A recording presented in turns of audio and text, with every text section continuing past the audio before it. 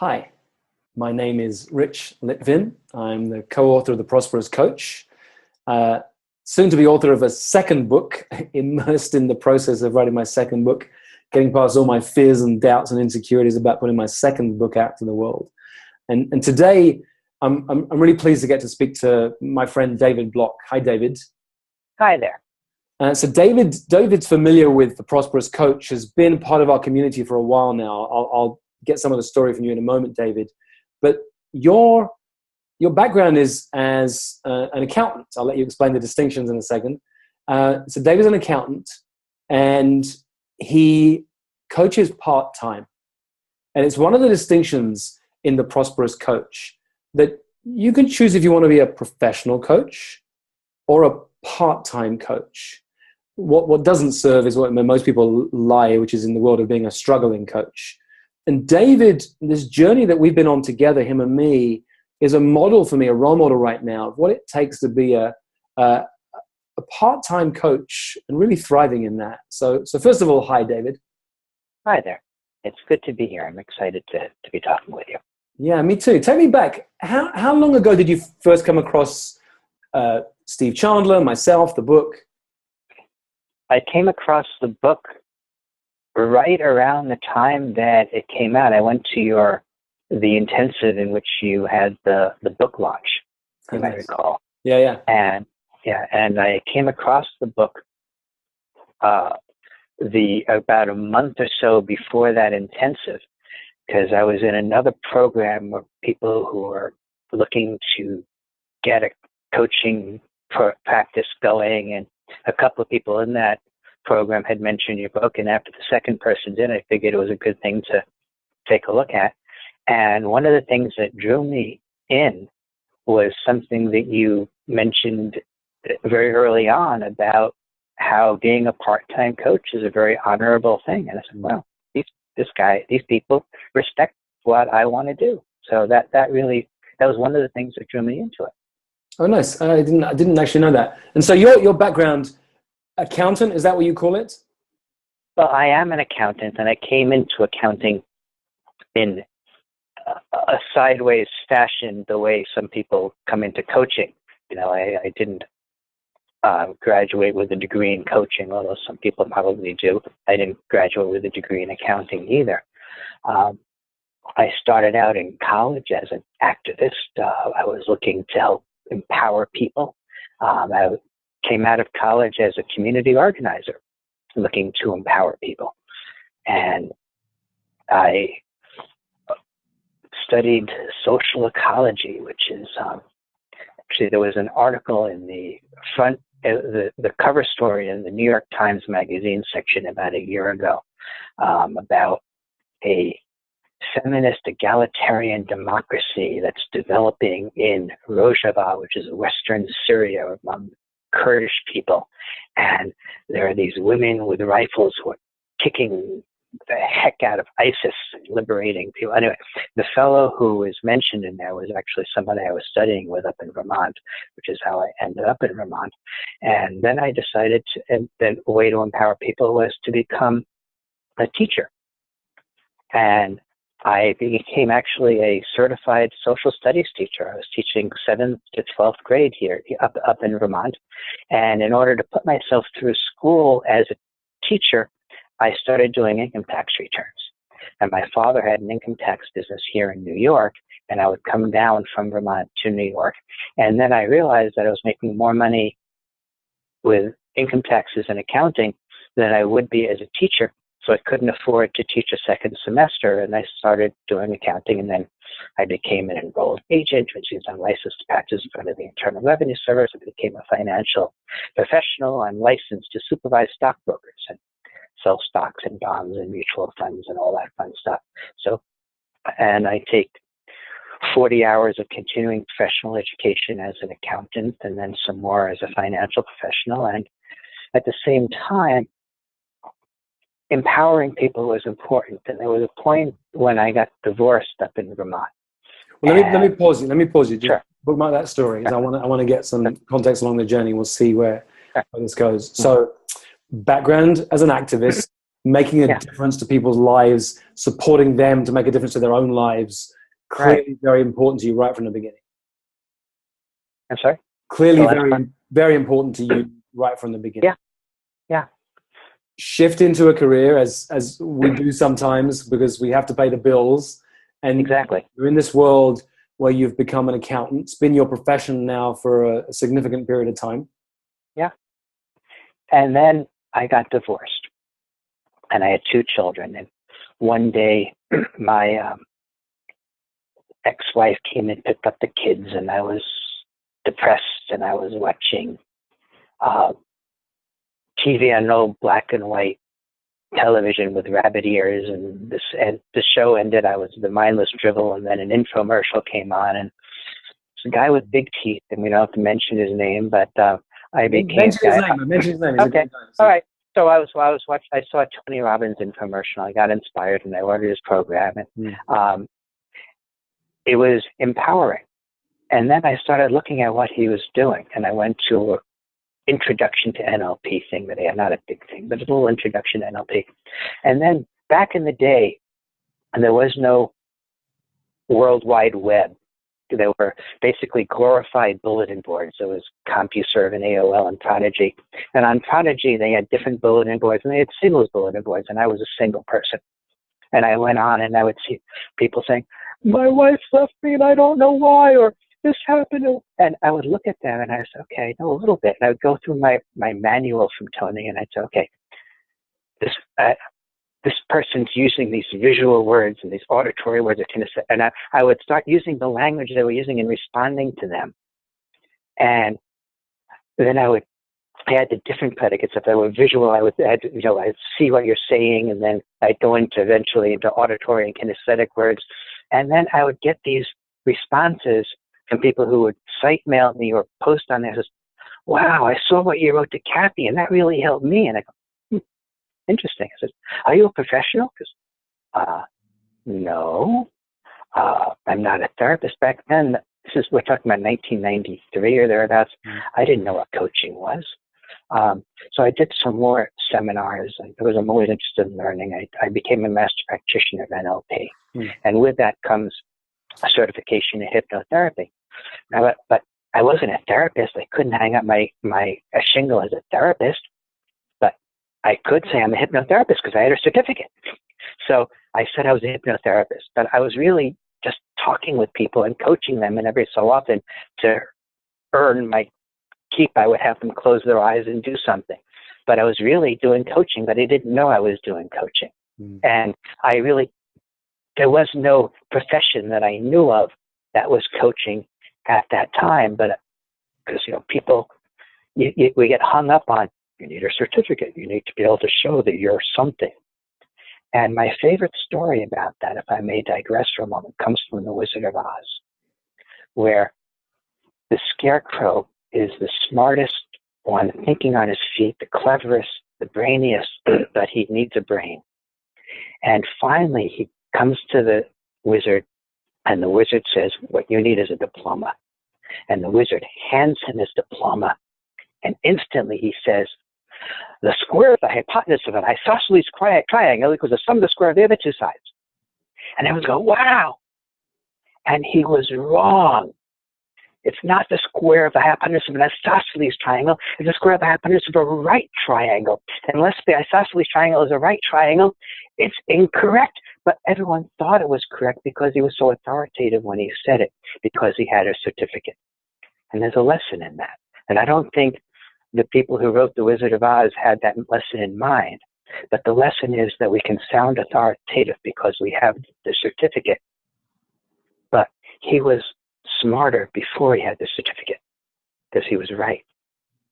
Beautiful. One of the things I love about you, David, is you're a consummate storyteller. So I love the stories. I learn a lot from your stories. And so let me see where we are right now. So here you are. You've been immersed in Tony's community. Right. I'm quite curious about that, actually. As an introvert, the idea of being in those rooms of 10,000 people jumping up and down and cheering horrifies me. And my sense is that I'm curious how you manage with that. And so that's just tell me briefly how you manage. interesting you say that, and then I'll tell you something else in a minute. But one of the people who spoke on this infomercial was a guy who wrote the movie Sleepless in Seattle, and he said, and I agree with him because he's an introvert too. And, he said, I can sit on my hands. I know how to do that. Jumping up and down, that's a stretch, but I can do that too. And there's something liberating about jumping up and down and being in a group of people. And it's not something that came naturally to me, I can assure you. But getting back to where I was, I became a partner in the income tax firm, in the accounting firm, and I had a laboratory of clients, and they would come in and they have these problems. And, Tony has, the remediation gig, and I got really good at that. And people would come in, and I would joke that people came in to have their taxes prepared, and they would leave feeling better about their moms. And things like that would happen. People who were suicidal would come in. Money's a presenting issue. People who were extraordinarily depressed, people who had issues with their family, people who had issues with love, and they would come in telling me the same story 2 years in a row, and that was an invitation. And I wouldn't charge them for this. I was just value add. I wouldn't say, for another $200, I can solve your problem. No, we started talking.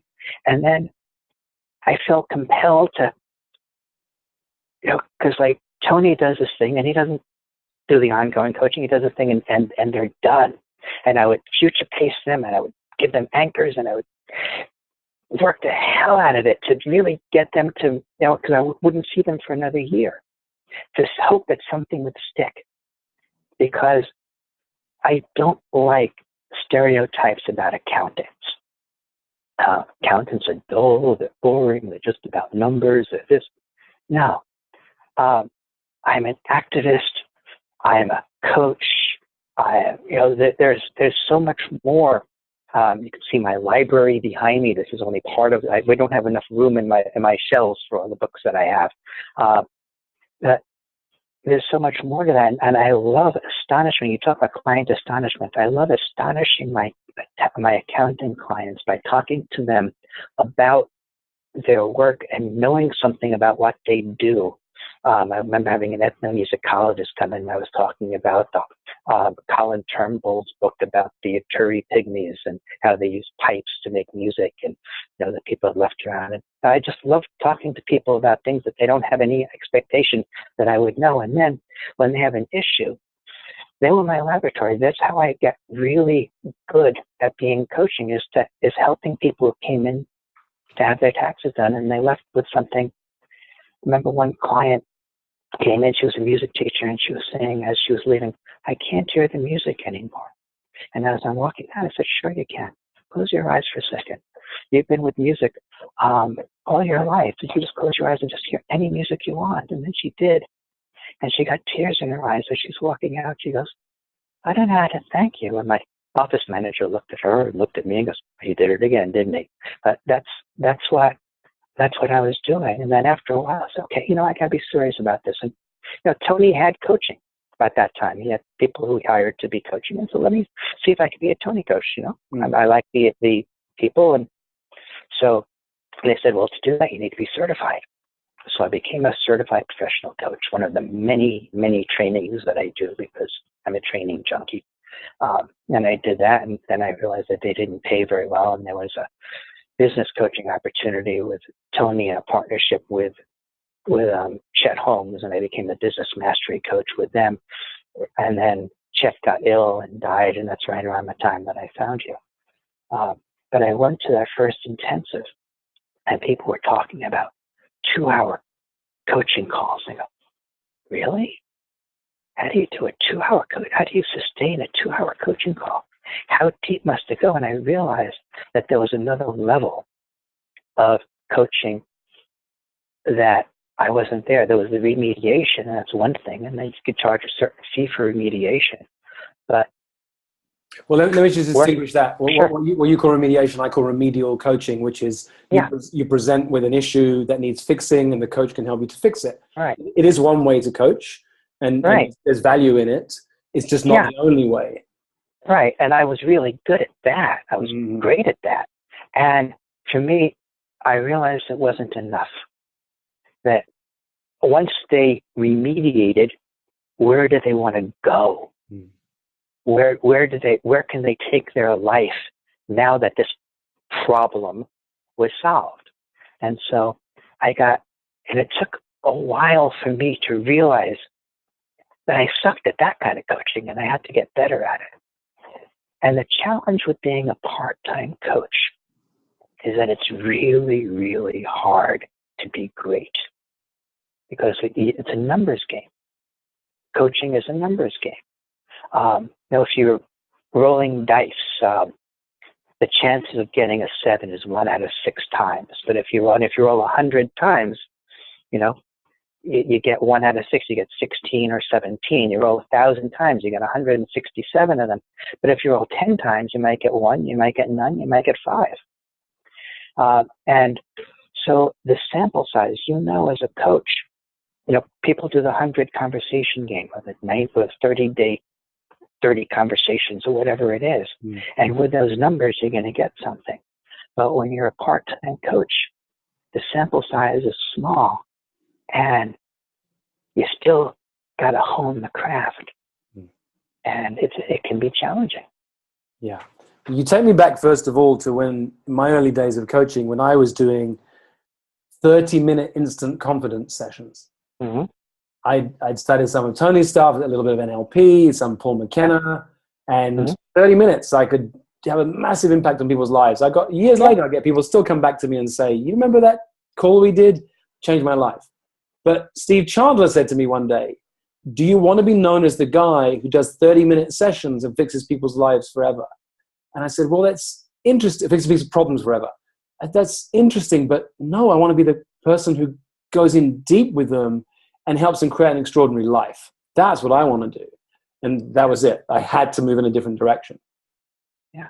And I enjoy this with my income tax clients because I do this one thing. I work with them. I anchor them. I future pace them, and I get them to where I find out a year later whether or not it's stuck. And I love doing that, and I don't charge extra for that. Mm. And I love having a conversation with someone and say, how can this conversation be life-changing for you? How could this really make a difference moving forward? And then how can we move forward together to have you meet and find that vision or that mission that you have that really means that much to you? And that really juices me. My wife will see me after a call and I'm glowing. After I've had a 2-hour coaching call with someone, and I'm glowing because it really juices me. I had someone in the Prosperous Coach community. I had a coaching conversation with him, and at the very end, he surprised me with a question. He goes, "Why do you coach?" And I said, I paused for a minute because I wasn't expecting the question. I said, "Because I love it." And he told me after a second call that the reason he had a second call is the answer I gave to that question. He said, "You paused, your voice dropped," and he said, "Because I love it." Mm. And it's true. Because it's empowering. It's the same community organizing thing. It's empowering people and changing their lives. And there's really, the only difference is in scope and in depth. Mm. But it's really the same thing in a sense. So let's go back a little bit, because after a couple of these intensives, you asked to join one of my salons, and I said no. You did. And what impressed me about you is that I think the way I see it is, I create my vision for who's right and who's not right for the work that I do. And a number of times over the years, I've said no to just a handful of people where their response has been to be really upset, really mad, to write nasty stuff or to get really angry. And what happens over here is I realize, that validated the decision. If they're going to get, because it's how I started the book, right? Chandler said no to me, and I didn't get mad. I did I did for a while, but then I did what it took. He didn't know I was mad, but I did what it took, and I found a way to, and I watched that in you. I know there was an impact on me saying no to you. I know that. And then you did what it took. You stayed in connection. You stayed as part of our community. You stayed immersed in this world until there came a time a while later when I said, David, I think this could be great. So take me through that. What was the experience? Because it's interesting, even from enrollment point of view, just to hear what that's like. So from all angles, just tell me. Well, it was very, very interesting because we had this conversation, and I thought that I would be in. I came in with the expectation that I would be in. And then we were talking about modeling, and we were talking about how to say no to a client, that you don't just see everybody. And then you said, I'm going to model this for you. I said, uh-huh. And then you modeled how to say no. And I said, this is interesting. This is not what I wanted. Okay, I'm going to learn from this. I'm pissed, but I'm going to learn from this. And I heard how you said no. And that was valuable. And I'll say it was actually a good thing for you to have done that, and it was good for me to have done that. Not that you said no, but that I wasn't ready for it. Because in a few intensives before this, I'd been saying for 25 years that I was going to leave my accounting practice and become a full-time coach. And it didn't happen. And we'd have speed coaching at the intensives, and it's like, and I would have that as the thing, because I would always say, well, let's go here. And I would say the same thing over and over again, and people would give me ideas. And who am I kidding? I was working with my father. I became a partner in the thing. We have 2 offices in New York City, one in the Bronx and one in Midtown Manhattan where I work. Each office is over 2,000 tax returns. I do over 1,000 tax returns myself. I'm not leaving this thing. Blood is thicker than water. And the moment I reconcile it, I'm not leaving. I am a part-time coach, and I'm going to embrace being a part-time coach, and I'm going to stop being something other than a part-time coach. Because I was really almost in tears in the prior intensive, like trying to figure this thing out. I said, oh, this is who I am. This is what I do. And I enjoy the accounting, and because I enjoy the people that I work with, and I enjoy the numbers of it. And I get a chance to do this wonderful thing. And I posted a while ago, and you probably saw it. I had a conversation with somebody, found me on Facebook. Well, can I pause you? Bookmark that story. Sure. Bookmark that story for a second. Sure. I want to stay with Sure. this piece of the journey. Sure. It's interesting. It's dawning on me that I do talk about this. I talk about being willing to say no.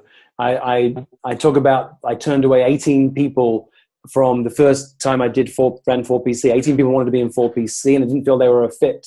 Now, 15 grand a time, that was hard for me to do. So I talk about this, but I've never had someone stay in conversation with me around this. So it's great to have you have experienced that, as hard as it was at a time, and be here in this conversation, because it's real. It didn't feel, now I can't remember that conversation as viscerally as you can in this moment, but it didn't feel like a fit. I didn't feel like I would serve you in that moment to say, yes, come and join me on a salon right now with what you wanted, which was to quit accounting and become a full-time coach. And so it's great to have this journey that we've been on and to stay connected, to see what's happened over this time. And where you are now is in this place you've talked about over times over this call, that you're embracing what it means to be a part-time coach. Yeah. Now, what happened earlier this year is we got back in conversation about this, and something inside of me said, this feels right. So I said that to you, and you said it feels right to you, and now you're in a salon with me. And yes, things have been really shifting quite exponentially in some ways. Take me through that journey. I want to hear that piece of the journey. I started presenting really powerfully, and I had been coaching really powerfully, and I had gotten some very tremendous feedback from some people, from one person particular in the upper coach community, and in the Prosperous Coach community. And I realized that I had been doing,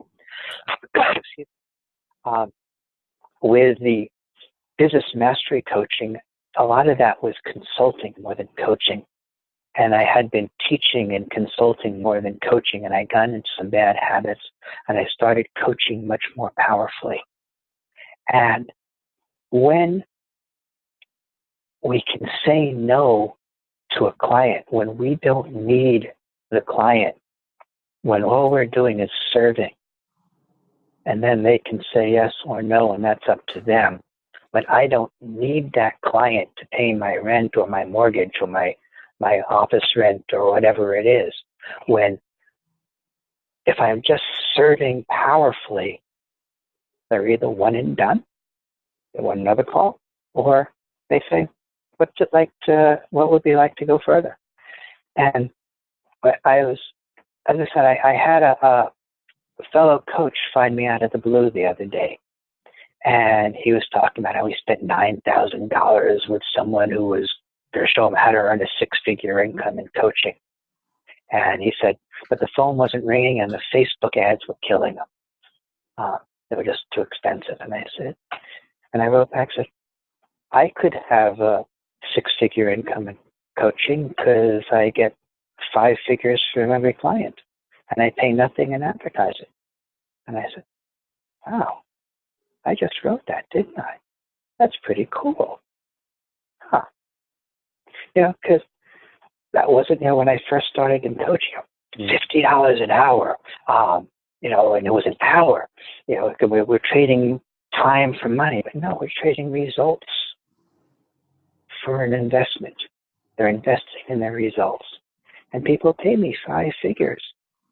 And I just need, 3, 4, 5 clients. If I had 10, it would be, I don't know where I'd put them all. Yeah. I'd have that waiting list that you were talking about, but it's just a wonderful feeling to have that, and there'll be times when I can go a month or 2 without having a client. And that's hard. Not that it's hard not having the money, but it's hard because I remember last year I went a few months without a coaching client, and then I had a conversation, and I was rusty. This is something that the difference between being good and being great is not that much, but it's that difference between someone who wants to work with you and someone who doesn't want to work with you. And it's like, I'll make a baseball analogy, and I don't know if you follow the Dodgers out in LA or if you follow cricket or Manchester United or whatever. Right. But the second hardest thing to do in sports is to take a ball and throw it between 90 and 100 miles an hour, 60 feet, and have it swerve in that 60 feet that's not ending up where it looked like it was starting. That's the second hardest thing to do. And the hardest thing is to take a cylinder of wood and hit it and have it go in the other direction and have it go 450 feet. And people do that hundreds of times a year, not each individual, but hundreds of times a year that happens. But it's the hardest thing to do. And we as coaches do that thing that is incredibly difficult, but with muscle memory, or in coaching, having the experience and working at being bad before you being good and being good before you're great and just honing the craft, then you become great enough that people are willing to throw money at you to have them change their lives. It's powerful to hear the difference in you now. And it's something I see in a lot of once people get the power of coaching, they love this idea. And many of them say, well, I want this to be my career. And it's not the path for everybody. It takes a lot of resources to transition out of careers. You're a startup, and any startup business needs a lot of energy, money, time, energy, commitment. Why so many startups are run by spotty teenagers in their parents' basements, right? Living on ramen noodles. You are a great example of where you kept the resources coming in. The energy comes in because you have your accounting practice, the business that feeds you, puts money on the table, helps the family's life. And in the time that you craft out the small window where you can get your first client, and then when that starts to come, well, I'll take a second client. And that's where your practice is built on the side. Yeah. And I really want to honor you for that, because as much as we talked about it in the book, it's not often we meet people who really do step into that. And when you do, you can really create a great... Now, sometimes people will go from there and fill up their practice one client at a time and actually transition. What I admire about you is that realization, you don't want to. You're immersed in this world. It's a family business. You've been doing it. You're really good at it. And you'll build the coaching on the side. And I acknowledge you too for that. There is that challenge. How I handle that is I find ways to always be coaching. I'm constantly having conversations with people who are not clients yet and people who are current clients. So that's one thing that might be of interest to you to see. How could I fill those little windows I've blocked out for coaching? And the way I like to look at it is, for myself, I'm either coaching people for a high fee or no fee. I don't do low fee coaching. It's just, and I wonder what that might look like for you, where when it's not a paying client, who are the people where you could create time for some no fee coaching, your pro bono work? Yeah. Well, my accounting clients are that all the time. By the way, a little plug. If you're looking for an accountant who knows the coaching business and knows what's deductible and what's not, it's www.taxmaster.com, TAXMASTER.com. That's my firm. So anyway, just wanted to get that out there. I love that. For almost anybody else, I'd edit that out, but I love that you're not afraid to put a bold proposal. So that's great. Because coaches need accountants. Yeah. No, I appreciate that, Dave. David, you said something earlier about money, which is how I want to end on this one. Oh, sure. What I see, because what's interesting about you is you understand the power of coaching. You're immersed in this world, been doing it for a long, long time. Lots of tools at your fingertips. People come to us because of their money issues. My experience is that money issues are not money issues on the whole. If you can't afford to put food on the kid's table, you might have a money issue. But for most of us, it isn't quite that. I think you described it as a presenting issue earlier on. Yes. Share with us. I heard that from a therapist. It's great. Share with us what's going on around there and what you see around money, because it's an issue for many, many people, whether they're coaches or anybody else. Give us one or two insights that would really shift things around money for us. About money. Money comes into our bank accounts and goes out. Comes into our checking account, we write checks, so we use our bank. It comes in, goes out. Pays our bills, utilities, rent, mortgage, phone bills, or toys and vacations. Your latest latte, the newest phone, your pair of shoes, headphones, whatever it is. Toys and vacations. But what is not spent is saved, and the best way to save it is to pay yourself first. People do that with 401ks or IRAs after the fact. And we tend to save money for three things, unless you own your own business, in which case you plow the money into the business. And the three things people save money for, generally speaking, unless it's in their own business, is to purchase a residence for a down payment, for their kids' college education, or for retirement. And at the end, the default is retirement. If you haven't spent the money on anything else, it's money for retirement. Retirement is the least urgent, but could be the most important. And what's the important thing about money is all money is purposeful. Every dollar we have, it has a purpose. It's designed to do something. And if we don't realize that, it goes to toys and vacations. And we can look at money from scarcity, or we can look at money from abundance, because 80% of everything, Tony likes to say this, 80% of finances, because 80% of everything is psychology. The 20% is mechanics. Buy this, sell that, do this, invest it here, do this, sell that, buy this put, sell this option. Doesn't matter. It's all mechanics. But what drives that is our mentality. There's people who say they never have enough. I've had clients who've had over $1 million, and they don't think that they have enough because they don't know how much enough is. And I have a friend, David, with a $12 million net worth whose wife is constantly worried about the money running out. Yeah, exactly, because they don't know how much they need. They don't know what it means. They don't know the value of money. They don't know what it means to them. And if you don't know how much of something you need, you can never have enough of it. So there's a matter of scarcity thinking and there's abundance thinking. Coaching is brilliant for abundance thinking. Because if you can say no to a client, you're abundant. If you need something, if you say needy is creepy, needy is scarcity. Needy is, how am I going to pay my bill? I need another client. Can you be my client? It's not going to work. But when we come from something from a sense of abundance, when we know how much we have, we know what we need, we know how to get it. That's the psychology. When you come up with the psychology of abundance, everything else just flows. But when you realize your money is purposeful, you know what your money is going to do, how much you're going to need of what, and then you work to get it.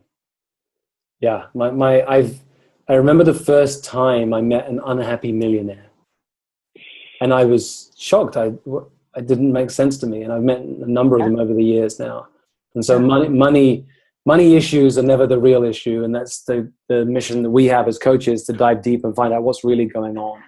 And so, look, I'm grateful that you've stayed connected with me.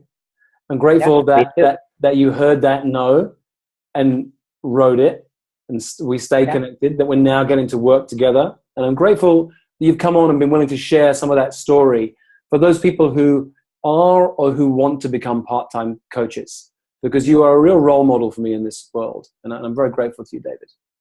Well, I'm grateful for the opportunity. I'm grateful for the education that I've received from you. I'm grateful for the opportunity to watch you work and to model what you do. Anyone who wants to know what Rich and Tony Robbins look like simultaneously in a coaching conversation, you can find me. I'm not that hard to find. And as I said, if you need accounting, you know where to find me as well.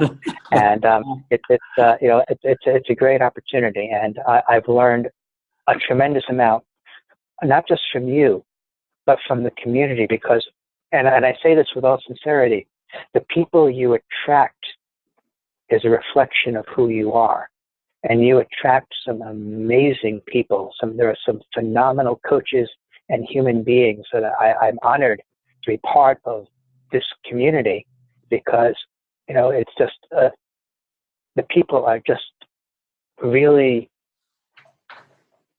soulful and caring, and they really have their hearts in the right place and their heads in the right place too. And I honor you for attracting people to you who are that way. Thank you. Thank you. Thank you. I'm touched. David, thank you for being with me today. Well, it's my pleasure.